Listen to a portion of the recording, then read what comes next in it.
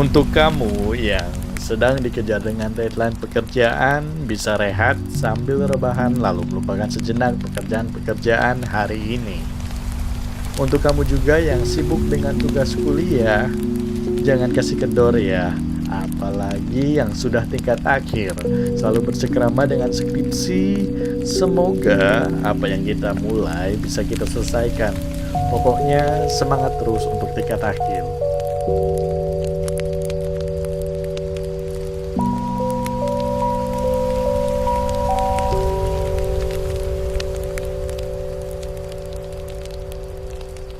Selamat malam.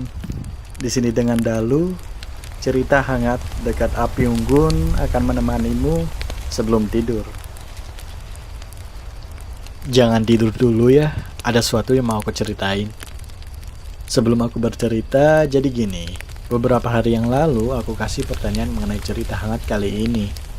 Dan pertanyaannya seperti ini. Apa alasanmu buat masih merasa takut untuk bilang tidak? Nah, kenapa aku ambil tema ini? Karena cerita ini memang aku rasain juga.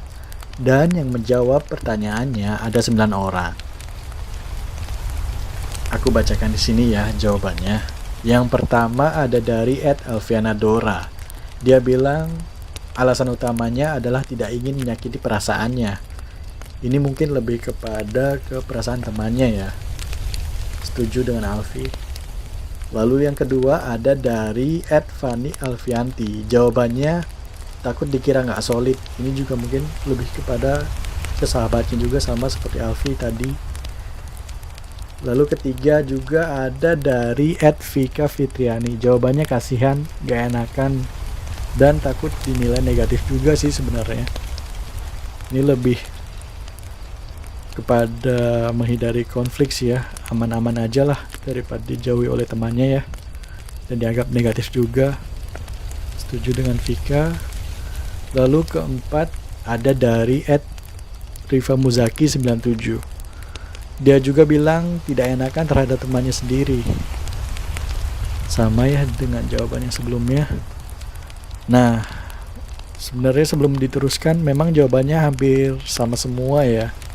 Dan isi dari cerita kali ini akan membahas dari jawaban teman-teman juga. Jadi aku bacakan satu-satu dulu ya. Selanjutnya yang kelima ada dari @Umaya RA. Dia jawab gak enak jadi alasan utamanya. Alasan lain yang menyertai adalah menghindari konflik. Menarik ini ya, konflik seperti apa ini kira-kira? Mungkin khawatir ya, sama seperti yang sebelum-sebelumnya. Khawatir dianggap negatif, khawatir dijauhi, atau menyakiti perasaan orang lain mungkin. Sepakat sama Uma. Terus ada juga dari @SN Zahro. Gak enakan udah kepalang bilang iya di awal, menghargai orang lain dan gak mau ngecewain orang lain. Ini juga sama, lebih kepada menjaga perasaan orang lain. Lalu dari Iis Nur Aisyah 09, alasannya adalah tidak semua orang mentoleransi kalau kita berkata tidak. Menarik ini. Tapi kalau memang benar-benar teman, sebenarnya dia bisa mentoleransi kok. Nanti kita bahas di isi cerita kali ini ya, lebih mendalam. Lalu ada dari @Rosa Vita 22. Dia bilang gak enak hati, kurang tegas dalam decision making. Wah, ini ngena banget sih menurutku. Setuju. Karena gini ya, jadi karena gak enak hati, jadi bisa jadi kurang tegas dalam mengambil suatu keputusan ya. Sepakat sih sama Rosa. Lalu yang terakhir dari @Niki Sijabat 97. Gak enakan, takutnya nanti waktu bilang tidak malah diomongin di belakang. Ini juga khawatir ya, sama perasaan khawatir. Lalu gak enakan juga sama teman, menjaga perasaan, sama sih semuanya. Itu semua jawaban dari teman-teman. Alasannya hampir sama ya, intinya menghindari konflik. Baik, aku ucapkan terima kasih yang sudah menjawab. Lalu cerita kali ini bisa saja dapat membantu jawaban teman-teman dan mengalami keresahan yang sama. Jadi aku mau cerita sesuatu. Kamu pernah gak sih Ketika kamu sedang beristirahat di rumah, lalu teman kamu datang menjemputmu secara tiba-tiba tanpa ada konfirmasi terlebih dahulu untuk mengajak kamu main. Terus, kamu enggan menolak ajakan teman kamu, padahal kamu sedang lelah. Jadi kamu langsung mengiyakan ajakan tersebut. Kalau aku sih pernah, waktu itu ya. Tapi, kalau memang kondisinya lelah banget, ya memang sewaktu-waktu berani untuk bilang, nggak dulu deh, lain kali aja ya, capek nih, sorry ya. Perihal nggak enakan tersebut, bisa saja yang disebut people pleaser guys, yang memang kondisinya sulit untuk berkata tidak, dan meletakkan kepentingan orang lain di atas kepentinganmu. Biasanya, ciri people pleaser jadi dia seolah-olah berusaha melakukan sesuatu untuk hanya mementingkan orang lain. Terkadang memang bertolak belakang dengan apa yang sedang dirasakan atau dipikirkannya. Bisa dibilang cenderung lebih menempatkan kepentingan orang lain daripada kepentingan pribadi agar disukai atau tidak dijauhi. Nah, ciri people pleaser tanpa disengaja dia akan terbentuk berdasarkan apa yang diinginkan orang lain. Jadi belum bisa menemukan jati dirinya. Contohnya ini ya, ketika kita semisal punya pemikiran untuk selalu hidup sehat, tapi teman kita mengajak sesuatu yang tidak sehat dan kita mengiyakan ajakan tersebut karena rasa tidak enakan. Di situ kita tidak bisa membentuk diri kita berdasarkan diri kita sendiri. Kalau itu terus-menerus terjadi guys, walaupun itu dianggap demi ingin selalu diterima oleh orang lain, sepertinya itu belum baik untuk kita. Bisa jadi yang terjadi selanjutnya adalah kita jadi sulit mengenali diri kita karena lebih fokus memerhatikan keinginan orang lain. Bisa dikatakan karena belum punya pendirian.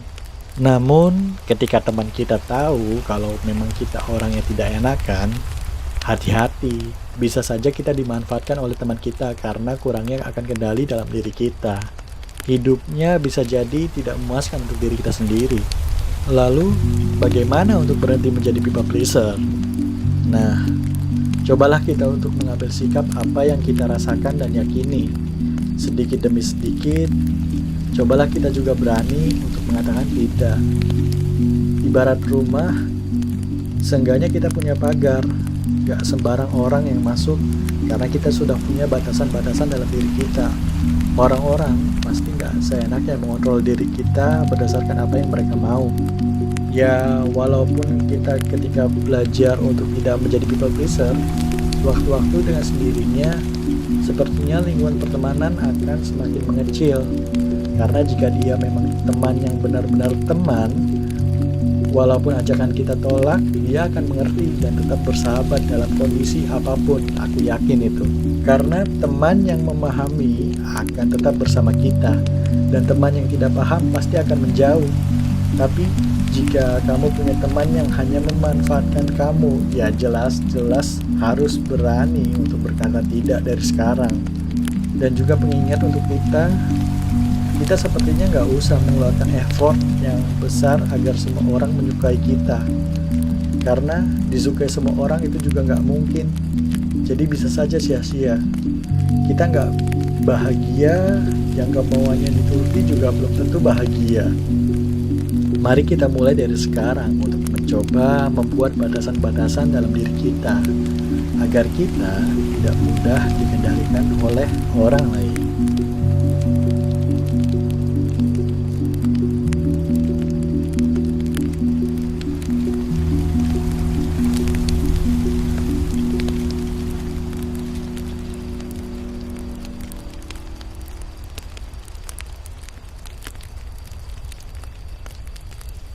Sudah larut malam, waktunya untuk tidur. Tarik selimut, cari posisi nyaman supaya tidurnya lelap. Jangan lupa berdoa. Selamat malam, selamat beristirahat.